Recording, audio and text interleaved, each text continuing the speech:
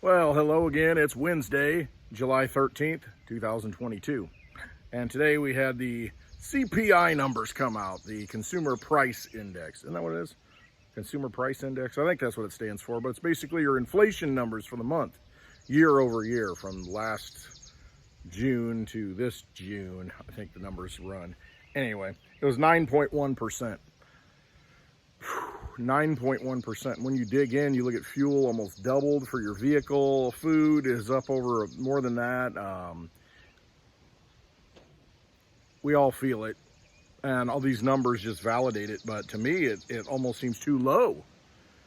I mean, you think about the horror of a 9.1%, for everything that you buy, but when it's the things that you need, like gasoline and diesel that you put in your vehicle so that you can go somewhere, so that you can go to work to make more of these garbage dollars, these fiat notes that get printed up by the Federal Reserve, they just continue to devalue. When you do that, I mean, if you're paying double for that, that's a big expense. And then that flows through to everything. And I don't think we've seen the ramifications of that fuel getting into the pipeline.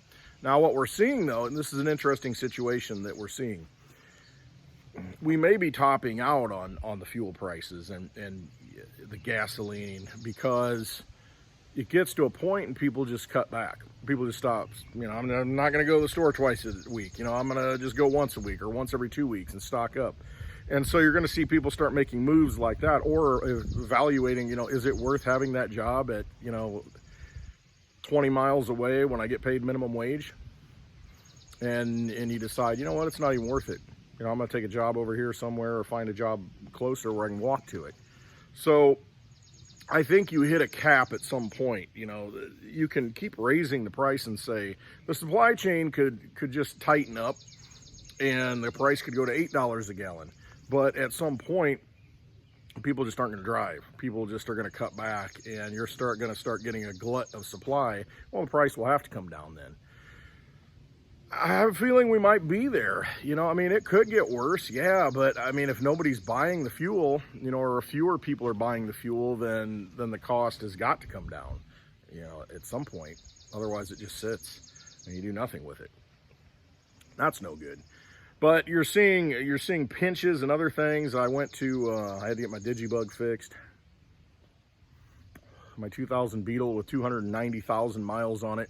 The CV joints went out. Basically, from what I understand, it goes, it's where it connects to the tire. There's like a, rod there, and there's like ball bearings in it, and they started, every time I turn, it would crack and pop. It sounded horrible. I was afraid to drive it anymore. So I took it in and got it fixed. Ended up being about $383 for, both of them on both sides, getting the left and the right replaced, and then the labor and everything, taxes, all that. So under $400. Everything costs money, but I look at it as, it's like my wife says, well, that's a car payment. Right. I had one car payment for that car. That's what I like, one and done. Drove it for a while, had to replace the engine in it because the engine, had I don't even know, it locked up when my wife was driving it. No apparent reason, just happened. And I found another one. That's a whole long story, but it just by fortune, by chance, it's the same motor and transmission. Well, the transmission, the other one was slipping. It's an automatic. So anyway, put a new motor and transmission in it, and it's been running great since then. But, I've done things to it. I've had to put in, a starter, an alternator, tensioner for the tension belt, or the serpentine belt, a couple other things, but I did that myself. Now, it's not an easy job, in these little Volkswagens, these Beetles, trust me. It's just a pain, but I did it myself. And, I'd buy the parts and put them in and have the part, like the alternator, the starter rebuilt, so that I've got a spare. And it's just, you start doing things like that. I could have gone out and gotten a new car with, what's GM and Ford. Well, their warranties now are like 3 years, 36,000 miles, something ridiculous. The powertrain, 60,000 miles. That's nothing. It's ridiculous. Choking on my own saliva here. But the problem is that, you're going to be paying $400 or $500 a month for a new car. I'd much rather drive this. No, I don't have air conditioning in it. The windows will roll down, they roll up and down. The right seat, you know, it's heated, so the dogs get to sit in it, and they have heated seats in the winter, but mine isn't on the driver's side. I mean, there's little things wrong with it here and there. It is what it is. But given the fact that I could be spending $400 or $500 a month on a new car, that the warranty's not even that great, you know, and then after that, you're going to be paying to put money into it if something goes wrong. And most new cars nowadays, I don't even have a lot of faith in. But I would rather have something that I know that's been running and seems to be working and continue to fix it up. And if I've got to throw $400 into it, you know, every, you know, 6 months, a year, if even that, then I'm willing to do that. I mean, it gets almost 40 miles to the gallon when I'm on the road. So, and it's a diesel. So when I go to, July 30th, excuse me, July 30th. This is a Oliva Serie V, and it's the 4x60, so it's a thick one. It's only 4 inches, but it's a hefty cigar. It's an expensive cigar, so I can only get them when they're on sale. I try and catch them, but I do like the flavor of the Olivas, the Serie V, the O. I mean, they're pretty good. So anyway, that's what I'm puffing on today. But July 30th, Bix Weir is going to be in St. Louis. I'm assuming Bitcoin Ben will be there. I mean, unless he's traveling somewhere. But Bix is having a meetup. He's bringing his road show. I think on the 27th, he'll be in Kansas City. Then on the 30th, he's going to be in St. Louis. He's also going to Austin. And then he's going to go to Litecoin Lisa's Team Mighty event on August 5th and 6th, the 6th. So I'm going to go down there and see Bix. I think Mitch is coming with me, and we're gonna take the Digibug down there, you know, my car. And so keeping it roadworthy for events like that, I mean, you know, like I said, 40 miles to a gallon. What else am I going to get? I remember my dad had a Ford Fiesta back in like 1980, and that thing got maybe 40 miles to the gallon. And this is 40 plus years ago. I mean, where has our technology, I mean, don't you think we should have 100 mile per gallon cars at this point? But we don't. It seems like nothing's really progressed. I mean, you know, cars have kind of come up to, you know, so your truck doesn't get 5 miles to the gallon or 10 miles to the gallon anymore. You know, it might, you know, on a great day, you might get 20 with a tailwind, you know, and nothing in the truck bed. But it seems like we don't, the high end to where you've got vehicles that can go very far on a tank of gas or a gallon of gas. We haven't progressed in 40 years. And so to me, it's like, oh, what am I going to go get a new car? It doesn't make any sense. And then you go buy an electric car, you can't even afford that. And then you don't even know where to charge it. I mean, that's the biggest issue. And I'm not against electric vehicles. You know, if you've got solar panels out here, and you can plug in and charge, and you know, it's essentially free energy at that point because you paid for your own infrastructure. I mean, that's great. But if you're plugging into the electric grid and you think you're going green, you're not, because it's coal fired primarily. Coal and natural gas is the primary infrastructure for our electrical grid. So you're just feeding that thing that this administration, the government policy right now is trying to shut down. They're trying to shut that down, but that's the thing that they need to supply the new system. Doesn't make any sense. So I think it's engineered failure. I mean, that's completely what it is. It's just destruction by design. You could not run things any worse than they're being run. So if you look at it this way, you think, well, they're idiots, they're nuts. I think they're doing a good job, because if their agenda is to completely make us poor, wipe us out, make us weak, then they're doing a great job of it. So maybe they are pretty successful. Not for us, but for whatever plan they happen to have. They're doing a great job, I think. But to go back to the car that I drive it because, I mean, it works. It just works. I mean, you can say what you want, but I mean, it works. And I look at cryptocurrency the same way. I look at a lot of things in life the same way. Man, do I want to, I was thinking about a freezer. I've got a big chest freezer I've had for several years. And I mean, it works great. It stores a lot of food in it. And I think everybody should have a freezer right now. Pretty important to be able to store some food. Now, the power can go out, yes. But, if things are going to continue and life is going to continue, even sporadically, having a freezer full of food is probably a good investment. So anyway, I've got this chest freezer, and I was thinking about maybe I should get an upright freezer because it's so much easier for everybody to get into and see everything. So those chest freezers, that stuff gets buried in them, you get ice all over it. And then I started going to shopping for one, and a 20 cubic foot upright, which is a good size. I mean, you're over $1,000 plus tax, and then you got to figure out how to get it delivered. And it's just, is it worth it? Is the trade-off worth it? And then I kind of went back to, forget it, I'm just not going to get one. I'll just keep the one I've got, and it's good enough. So, I mean, that mentality, I think more and more people are going to start to get into. I guess I'm ahead of the game, huh? More and more people, I think, are going to be forced into that way of thinking, to where it's like, oh, let's just go buy a new car. Let's just make payments on it. Well, the cost of everything's so much that, is it really worth taking on another payment? Or is it better off to, maybe keep what you've got and throw some money into it if it's worth it? Some cars aren't worth it, but if it's worth it, invest a little money in that, and maybe even do it yourself and save a lot of money, and then learn how to do it. Learn how to change your own oil, learn how to, put brake pads on, learn how to change out, the alternator.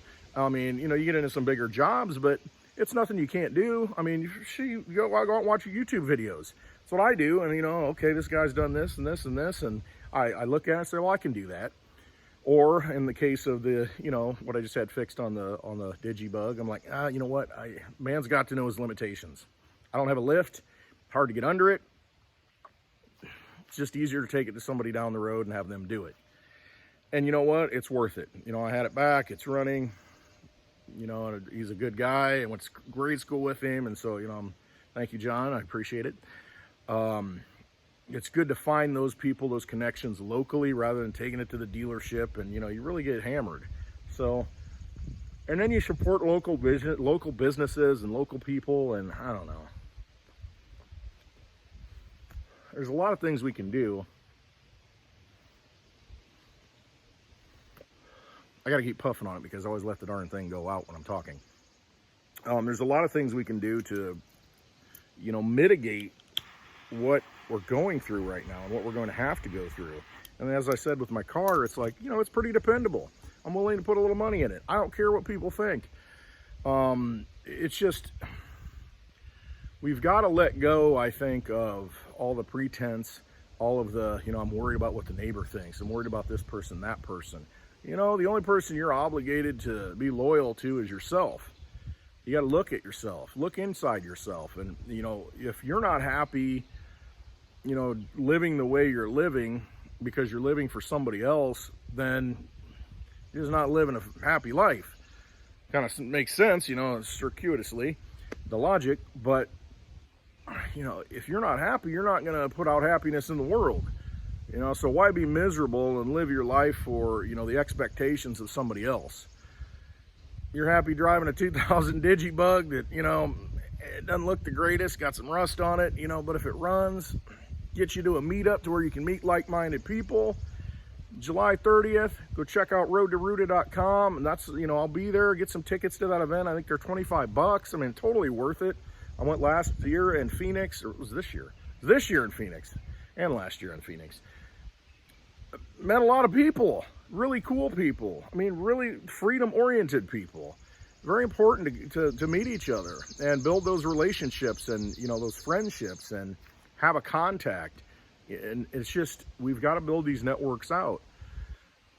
Centralization's not working. It's failed us. It's centralized the money. It's centralized the power. It's centralized, the tyranny is really what it's done. And we got to start breaking free and saying, you know what? I know this guy can fix that. I know this guy can do this. I know this gal can do that, and we come together and we got to work together. We got to build better networks. And cryptocurrency has changed my mindset on that because of its decentralized nature, that we all can participate. We can all benefit from it. We can all use it to as a form of money that can be transferred and not controlled. And that's really what it comes down to. Our money's being controlled. That's why we got 9.1% inflation, which is way more than that. That's all they tell us with their engineered numbers. You realize this is like, a serial killer saying, well, I only murdered this many people, and they give you the statistics. You know, the government's the one creating the problem with all the money printing, and then they're telling you how much they're really, you know, the inflation is the cause of that printing. You really think they're telling you the truth? I don't think so. So you know it's much worse than that. It's a vampire casino. They create the poker chips. They force you to use them. They want you in that casino. They don't want you leaving it. They want you sitting at the table. And then when you go, you might win once in a while. But when you go to cash out, they might not let you cash out. And that's the whole thing. You know, they control the whole system. So get out of the system. You got an opportunity with cryptocurrency. That's the most important thing I've seen in, you know, in my lifetime, is that we've got this new form of money that we can choose to agree on or not to agree on. It's decentralized. If nobody gives it power, if nobody participates in it, then it doesn't have any value. And there's 20,000 cryptocurrencies out there. Some don't have any value. But there's a reason why Litecoin has value, and it's been around for, I mean, running nonstop almost 11 years now. People participate in it, they see value in it, they continue to use it, and they're like, this works. It just works. And, you know, you'll have people say, well, Bitcoin's better, Bitcoin's the best, you know, Litecoin, that's a crap coin. That's like, you know, I don't care. You know what? I really don't care. The Digibug runs, it gets me where I want to go. Litecoin runs, does everything I need it to do. Who cares what they think? We choose what money we want to use. And that's the benefit of this decentralized cryptocurrency world that we find ourselves in right now. We get to choose. And we're going to pick the winners and losers because we give energy to everything. We give everything value through that energy. It's up to us to decide. For me, it's a no-brainer. Hands down, it's Litecoin. Absolutely hands down. No question whatsoever. It's a network that's never stopped running. It's got a finite supply. There's only 84 million that can ever exist. There's only over 70 million that exist now. And it's going to take like 100 years to mine out the rest of them. So what's out there now is the easy stuff to get. It's going to get harder and harder to acquire as we go forward. Take more and more work to get those things. So if you've got it now, you're way ahead of the game. And if you get it right now under 50 bucks, it's a steal. I've got friends and other people that are waiting for that $36 Litecoin. You know, it very well could hit. I can very well see it hitting. I think we're at a bottoming, a troughing process right now. When we break out of it to the next reward halving, which is in August of next year, I mean, about a year away. Once we kind of break out of this bottom period, I mean, you're just going to see this all the way to August. And so when that happens, I don't know. It could be any time. It could be, you know, November. It could be December. But I don't think it goes much longer than that. And it's just going to start an upward trend all the way to August. Because at that point, if you're mining Litecoin, the reward gets cut in half. I think right now it's 12.5 Litecoin per mined block of transactions. And that happens every 2.5 minutes. But then it becomes 6.25. So half of that. So, I mean, you're in a situation where there's fewer Litecoin that are going to come out. And I mean, it's just more of a pinch on the market, And as more people come and realize the value of Litecoin and start using it and say, you know what, I'm just going to hang on to this. I'm not selling this stuff because I understand the value of it. As more and more people do that, again, it's a shrinking pie. Not very many pieces left. Get the piece of pie while you can. Because, you know, there's going to be people coming to that buffet line wanting to eat it all. Get it while you can. Take it back to your table. So I'm a big fan of Litecoin. I mean, it's just an asset that works. It's digital cash, digital currency. I mean, it's got privacy built into it to where nobody can see what you're sending. I mean, what more do you want? You need privacy and money. It's like having digital cash. It's really what it is. So, Litecoin Summit's coming up October 20th and 21st. I think you can still get a discount if you sign up for tickets now. I don't know if I'm going yet or not. I can't commit yet. I've gone to the first two in 2018 and 19, and then there was a hiatus, and then this one here. So, I like to go to see everybody and meet everybody and just kind of, you know, everybody I see online. And I don't know yet. I don't know. I'm at a point where it's rough for me to start. I'm at that point where I really don't want to leave. I don't want to travel so much anymore because of the issues, you know, flying and planes being canceled. And I don't know, it's just a struggle to do it. And driving, it's a long way to Las Vegas because that's where it's at. I'll tell you what, if a group of us could go, maybe take a van or something and drive, we could take turns, it wouldn't be so bad. You know, I'd be more up for that, you know, because I don't mind the trips. Driving by yourself is rough. But, I mean, if we had a few guys and go along, and, I mean, that might be a pretty good road trip. Make some videos along the way, and that might be cool. I'd be up for that. So, think about that one. But, yeah, you should check out the Litecoin Summit, though, if you're anywhere near that. But July 30th, I will be in St. Louis at the Bixweir Roadshow. That is a good time. I mean, they're great people, Bix and Amy and Josh and Paige. I mean, the whole Roadshow crew. You want to get there. You want to get there. The real people trying to bring the message of freedom. It's entertaining. Bix is singing, you know, playing his music, and freedom, you know, people talking and, you know, giving speeches. And I mean, it's just fun. I mean, you just meet everybody. Have a few beers, you know, you don't have to if you don't want to, but I mean, it's a good time. So you should really check that out. Go to roadtorooted.com, come to St. Louis on July 30th. And then on August 6th, 5th and 6th, Bix has another road show in Oklahoma City on the 5th, and then on the 6th, he's going to be at the Team Mighty, or the Team Mighty event. Litecoin Lisa is putting on a charity event. That's going to be a really good time too. So get to that. Check out litecoinlisa.net and get your tickets for that. And there's a VIP after party too that you can sign up for. But it all goes to charity, you know. Write all that stuff off. Meet like-minded people. Watch the TV and you think nobody thinks like you. A lot of people think like you do. A lot of people do. You just got to go out and meet them. And this is a wonderful way to do that, these meetups, these crypto meetups. Crypto is that thing. Even if you're not into cryptocurrency, it doesn't matter. If you're, you know, I never was. It took me a while to get into it and really believe in it and understand what it is and the value and the power that it brings to you as an individual. It took me some time. It did. You know, and it's just, you got to keep on looking at it. And then one day you'll get it and say, wow, why didn't I get this before? You know, we come to it at our own pace, and that's really how it goes. So, but crypto has been that thing that's brought so many freedom people together because of the values of sound money. You know, it's the root of everything. I mean, that's, if you really boil it down, that's the thing that's caused all the problems, is easy access to money. If they can create all the money they want, they can create all these bad institutions and all these three-letter agencies, and they can send money to countries that, you know, are fighting wars. And, you know, every week, you know, what Ukraine's getting 1.7 billion now. It was 800 million last week, and now we're up over like $9 billion that have been sent to Ukraine, and they're still not getting the weapons that they need for some reason.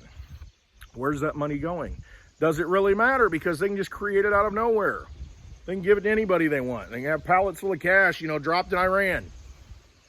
These are the kind of things that happen when you have no restrictions on the money. You know, when bad people get control of the monetary system, bad things happen. And you look around, a lot of bad things have happened. And now we're talking about more variants, you know, be scared, more variants. We're going to need more boosters. And it's all about control. It solved nothing. You know, if I were to, you know, supposed to get some kind of immunity by taking a prick in the arm, and I take 4 of them and I still get the sickness, it's about time to wake up. You're being fed a line of crap.